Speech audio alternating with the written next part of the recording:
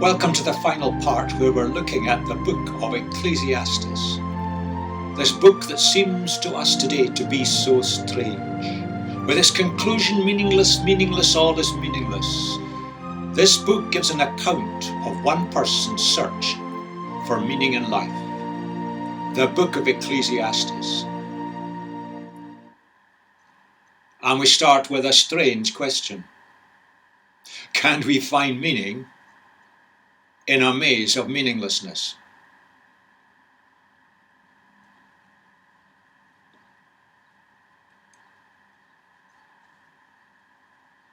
For many today, life is a bit like that. A crumpled mess. Things done to us, life circumstances, where we've messed up. Meaningless, meaningless, all is meaningless. That's a common pattern in much of the world today. Our lives are characterized by frustration. We can't change things. We can't change ourselves. And we don't really know where it's going and what it's all about. The search for meaning. Is there meaning out of this meaninglessness? Is there a road to meaning that we can come to from this inquiry by Kohelet, the gatherer, the speaker, who came to the conclusion that all is meaninglessness, a chasing of the wind? Is there meaning that can come out of meaninglessness? For many, the book is a puzzle, and I have to confess this is how I came to it. I hadn't a clue how really to get to it and understand it. It's a book that's full of puzzles. We asked a lot of questions about it. Who wrote it? We don't know who wrote it, but it's someone who was clever, a gatherer of people, a speaker. Why was it written? Well, he was looking out in the world and trying to make sense of life, and he shared it. We don't know when it was written or spoken, and we don't know for whom it was written. And in some ways that doesn't matter, because it applies to every age, because the picture that he paints is so true to life. There's no problem with the contradictions. He's thinking on his feet. He's looking out, thinking through, and trying to make sense of things, and he plays with ideas. And it's very relevant for us today, where so often in our cultures today, there is a search for meaning, perhaps, but we're surrounded by meaninglessness. And that's why it's in our Bibles, because he couldn't find meaning using his human intellect, even though his intellect was great. And it points to us the need to search for meaning on a bigger scale and in a wider way. So these questions that we started with are so important. He was unknown. He wrote in a particular literary style, and there are other books that exist in that style. Someone wrote a preface, and someone added a few words of conclusions at the end, and they give us the clue to what it's all about. Here is a man, or perhaps it's a woman, reflecting on life, looking out, and coming to the conclusion that life is purposeless. He couldn't see it, because you see, God wasn't fully in the mindset. Yes, he accepted God as creator. He accepted God had made a good earth. But he did not understand that God was relating with and involved with, directly involved with, the lives of human beings, if only we'll let him. God was not fully in his mindset, therefore he couldn't make sense of life. We don't know when, and we don't know who heard the words first. But they apply in every age, in every culture, in every context. He's pondering the difficult issues of life. Issues that we have got to face up to, because they're the issues of our society today. And he's thinking aloud. You see, from a logical human perspective, using all the brains that we've been given, it's difficult to see what life's all about. There are too many things that just simply don't make sense. But that's because we're looking at life from the wrong perspective.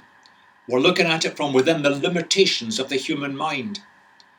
And we're leaving God out of the equation. It's not enough just to simply say, well, I believe vaguely that there's a God who made the world and it was good. That doesn't give us enough.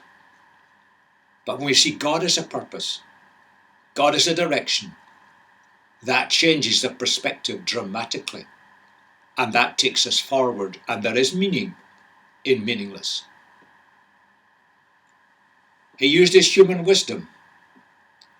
He applied it on all these areas of life.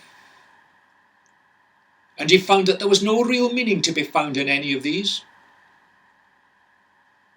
He ended up with a kind of shrug your shoulders. Take what you can, live for the moment. There's no real way around it. Nothing brings satisfaction. Nothing brings real meaning. In that, he was right. And that's where we in the West are going so badly wrong today. We've erased the landmarks, the points of certainty, the ways we can steer our lives. And we're scrabbling around looking for meaning in life, looking how to take decisions, looking at ways to decide what's right and wrong. And we're making a bit of a mess of it. And other cultures and contexts are doing similar things. He wondered whether perhaps life, we can just simply enjoy it, there's pleasure in it. So he looked at various aspects of pleasure.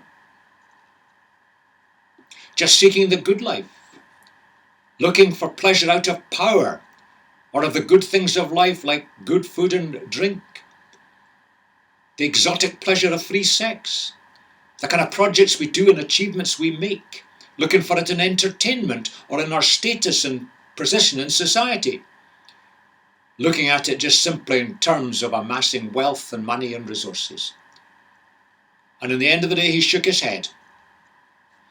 None of these offer any fulfillment in the long run. They come, they go. It's just chance.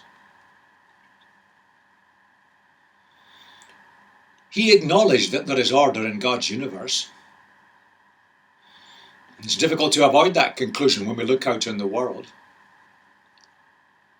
He realized that we human beings, there was something within us that looked for purpose, something that looked for destiny beyond this planet. There is a built-in spiritual sensitivity within human beings. That's what makes humans human. But he just saw life cycling on repetitively. And he just saw life where humans seemed to have no control. Everything just happened by chance. He couldn't make sense of it. Meaningless, meaningless, all is meaningless. We're chasing after the wind. Expressions of sheer frustration. So he comes to the conclusion, live for the moment. Accept life just the way it is. Make the best of what you've got. That's all you can do. You're born, you live, you work, you have moments of pleasure, moments of tragedy, but we all end up in the grave. He couldn't find meaning. That's what he was looking for. And his search was so frustrating. He couldn't find meaning and satisfaction in just living for the things that give us pleasure in life. He couldn't find it that way, so he rejects it. He couldn't find meaning and satisfaction in life by hard work, effort, and achievement. So he rejects that. He couldn't find meaning in trying to understand things, kind of intellectual wisdom. So he rejects that as well. They're all pointless, chasing after the wind. So he's back to the same conclusion. Just live for what you can get, aim to earn a living, provide for your family, enjoy what's possible, accept that it's all chance and random. That's what he recommends. And throughout much of the world today, including the West with all our materialism, that still is a common direction of life. Get a qualification, get a training, get a job, find a partner, build a home, bring up children, move into old age, and it all ends up in the grave. And much of it is just chance. There's no rhyme, no reason to it.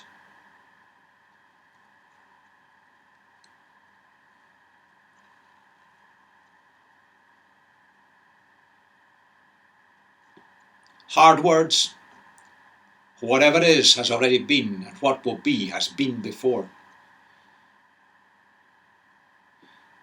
Just keep cycling on. There's no purpose, no direction. And he ends up with a kind of fatalistic view. He accepts that God made the universe and he made it good, but we're just like robots. We're powerless. The rich exploit those who are not. Nothing we can do about it. There's endless cycles of hopelessness. Look out in much of the world today. The world of poverty and tragedy. The pictures from many continents. People struggling simply to survive. And it's not much better in other parts of the world that have more money. All the wealth of the Middle East, it hasn't generated societies that are fulfilled and full of meaning. I've watched them there. All the religious ritual, all the self-effort, but there's not the meaning. There's not the quiet peace, joy, and a sense of purpose. It's fatalism, inshallah. And we in the West are no better.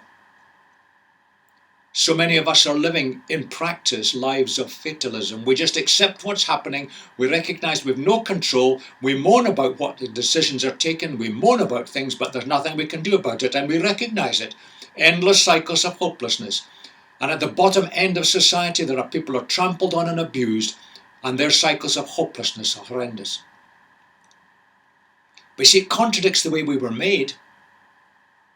Within us, there's a desire in us to do two things. We need to find purpose and destiny because that's the way God has made us. And we need to have some kind of control and responsibility over our lives because that's the way God has made us. He gave us choice, he gave us freedom, and he gave us a spiritual sense.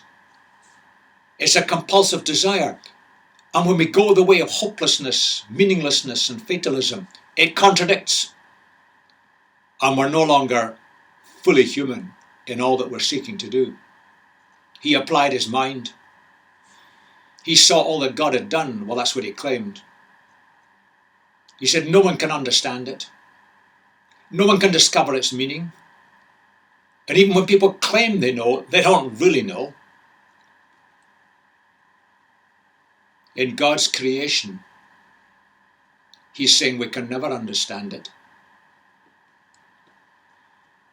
And it's a counsel of total despair. And in a real sense, it's true, because without God fully in the equation of our thinking, it doesn't make sense. It is illogical. And any claim to understand it without God fully in the equation of our thinking, we're simply deluding ourselves. And we can see this all over the place in the political correctness and ways of thinking of our modern Western societies. We're living in a world of delusion. And it's a counsel of total despair. And sadly and prophetically, the culture that's the West is dying and will disappear unless we, the people of God, step up to the mark and take our responsibilities and show a better way forward. I'll come back to that towards the end. Look at the last statement. It's beautiful poetry, but time and chance happen to them all. It's just the luck of the throw of the dice. Doesn't matter what you've got or not got. It doesn't make any difference. That's how he saw it. And in many parts of the world and in many cultures and societies, that is still the way it appears. And indeed in the West, there are strong elements of that still there. Do we believe in a world where everything just happens by chance? You see, he left God fully out of the equation.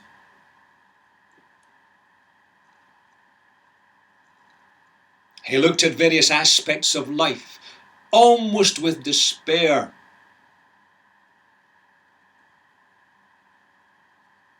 That's the crunch question that's being asked in modern day society today. Our television screens have brought us to be much more aware of the horrendous suffering of people throughout the world.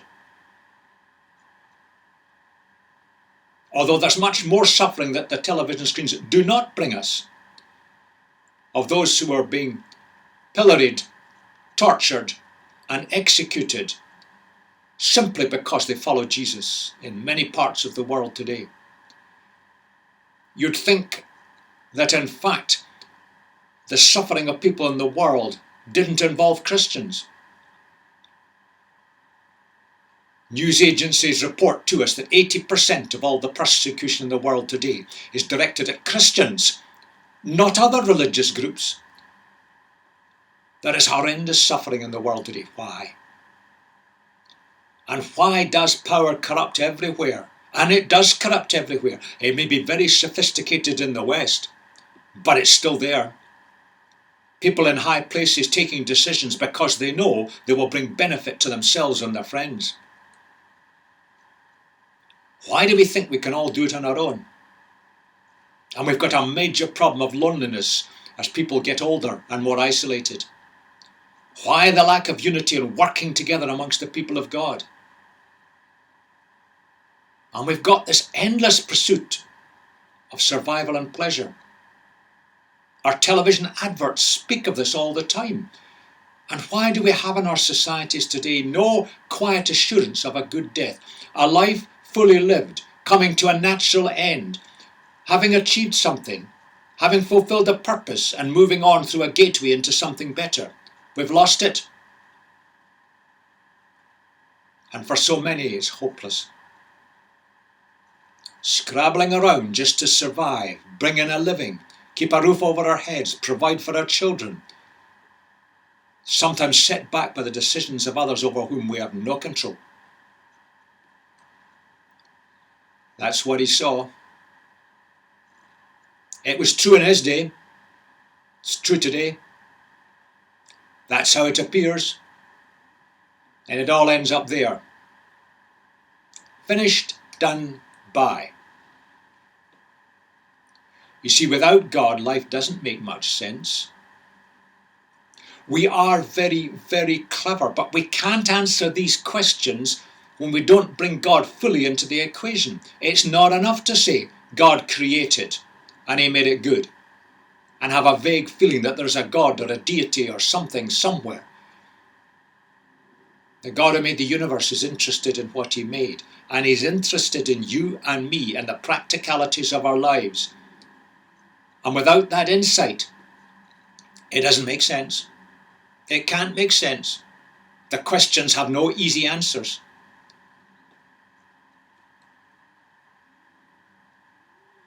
For many today, life is a crumpled mess. It lacks meaning. We're just victims of our genes. We're heading off on a journey and we know not where. And the endless cycles of the tides of life keep coming on upon us. It never seems to change. And we may sit and think sometimes and ask that question. That's good. But for many, we just let it pass by. And the editor who added the comments at the end, he applauds Kohelet, the speaker, the gatherer of people. He applauds him for all his efforts. He's asked the right questions, he's looked out, he's given lots of interesting answers, but he's shown in the search for meaning that he hasn't found it because he's missed something out. Let's go back to the very end of the book because that gives us the clue to it all. The editor comments and says, now all has been heard. Here is the conclusion of the matter. Fear God, keep his commandments, for this is the duty of all mankind. For God will bring every deed into judgment, including every hidden thing, whether it is good or evil. He's interested. He'll put things right. He wants to be involved. Now the phrase, the sentence, or the clause that says, for this is the duty of all mankind, this actually is an attempt to translate some. It's untranslatable.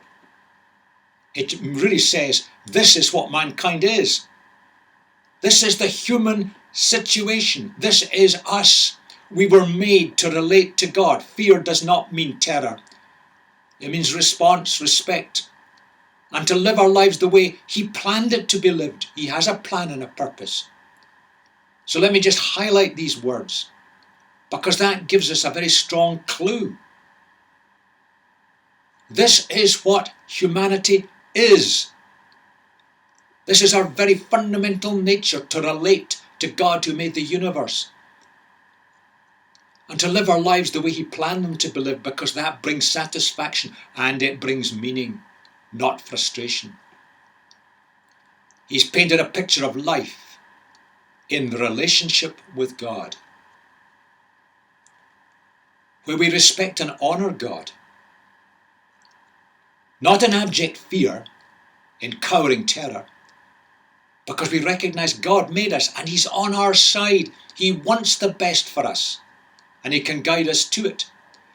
And all we have to do is to commit to say, well, I want to do it God's way. I don't know what the way is. I don't know quite what he's saying, but I want it that way. Show me. He always shows us, if you ask the question. He does know what's happening and he is interested in your life. He wants to be involved. It is not all meaningless. There is meaning in all this meaninglessness. He will show a purpose, but he has got to show it. You can't work it out. That's what Kohelet, the speaker, the gatherer of people, has revealed. We can't work it out. That's the point of the book being here. No matter how clever we are, we can't work it out. But there is a God there who will show us and give meaning to life. He puts things right. He enters our human situation. In the phrase there, it speaks about obscurity. In other words, taking things that are obscure and making them meaningful. What a beautiful end to the book. It gives you hope, gives me hope, it gives us hope. But let's take that hope out into the life of our society, wherever we're placed. For many today, life is just like a great maze. We don't quite see our way through it. And we need direction to find that way through. That takes wisdom.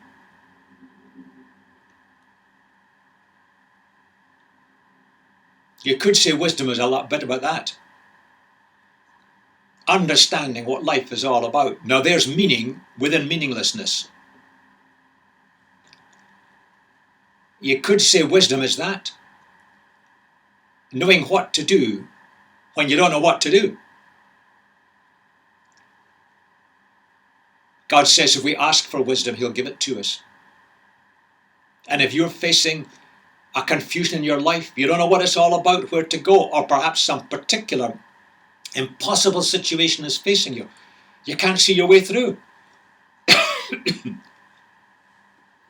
Ask God. It's just a simple sentence. Show me, Lord. I don't know what to do. Take me through. He promised he'll answer that prayer, and he does. You could see wisdom as a bit like that. But human experience, human intellect, it isn't enough. We need more in getting wisdom. Human wisdom didn't give Kohelet, the speaker, the gatherer of people, it didn't give him the answer, because human wisdom, we're not clever enough. Not even that man or woman. None of us are clever enough. We need the divine insights. We were made to respond to God. We've been given the spiritual dimension. And when we respond to God, we begin to make sense, because he shows us. There is meaning within meaninglessness. Let me draw to a conclusion with some quotations. At the beginning of all the DVDs, you'll find that quotation from Proverbs. Difficult to understand. God is magnificent in his glory, the creator of the universe. We can't understand. But we have to search out a matter, to search out the meaning. God will show it to us. He will bring the revelation. And all these presentations are designed to encourage you to search, to inquire, look for the evidence, and make sense of what God is saying to you. That's the glory of kings. That gives you meaning in life beyond anything. That gives you satisfaction, fulfillment. You will become a king or a queen as a human being. In poise, in certainty, in assurance, not in arrogance. Because God shows us out the matter. But we've got to be willing to ask and to recognize we can't get the answers with our human brains. We're not good enough. We were designed to get the answers by relating to our Creator. What a beautiful picture. And the promises given in Proverbs. The Lord gives wisdom. From his mouth comes knowledge and understanding. That's the source. And the fear of the Lord is the beginning of wisdom. When we start to take God seriously as the person who wants to relate to us. And the knowledge of the Holy One is understanding. That's in that relationship with him. When we start to see not that he's just a far distant creator, he's made the universe, wound up the clock and left it to run. He's not far distant. That's one of the great failings of Islam. It's left God away out there. A source of terror and fear that way. No, God is implicitly involved and wants to be involved in your life in whatever circumstances you're in. When we get that, when we ask his help, things start to make sense. We're not supposed to be scrabbling around on life, just surviving. Fatalism, hoping that chance doesn't throw us too hard a hand. Jesus said, I have come that they, that's all of us, human beings, may have life and have it to the full. Wow. Life to the full, whatever your circumstances are now, you may think that's impossible. That's what he wants for us. Seek him. Ask for insight. Ask for the wisdom to know what to do when you don't know what to do. It's described in Paul as a gift of the Spirit. How much we need it. And there's the quotation. To each one the manifestation. That's the outward evidence. You can see it. The work of the Spirit is given for the common good, not just to give you a spiritual thrill, but to common good for the benefit of others. But the first of the gifts that Paul lists in here, which are gifts that were given within the community of God's worshipping people, the first of the gifts is described as a message of wisdom. Wisdom, top of the list if you like, the first. Oh, we need to search for that gift above all else. As individuals and as communities, when things don't make sense, let's get together.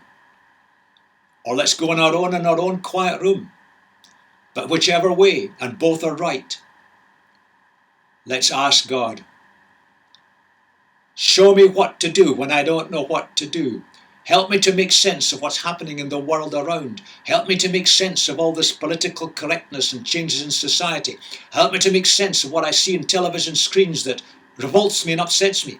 Help me to make sense of what this world is all about and the purpose of life. God will answer that prayer. He will show you by his Spirit.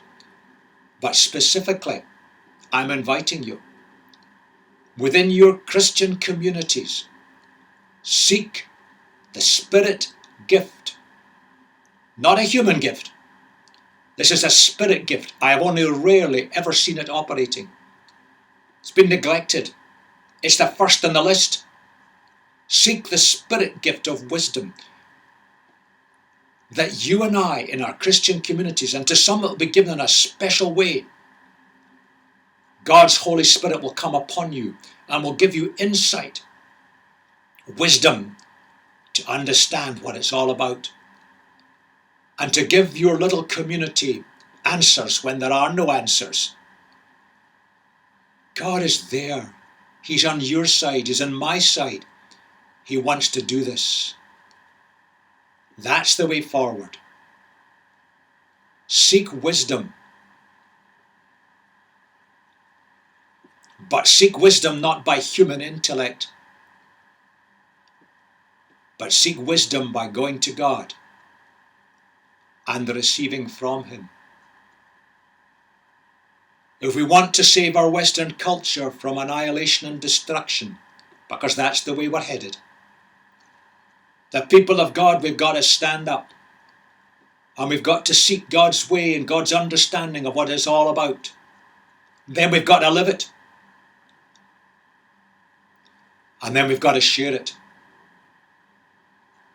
So that God, working through you and me, can save our culture from utter destruction. This book points to a source of meaning in meaninglessness, and we've got to take it out and offer it to the wider world around. May God bless you as you seek to do that.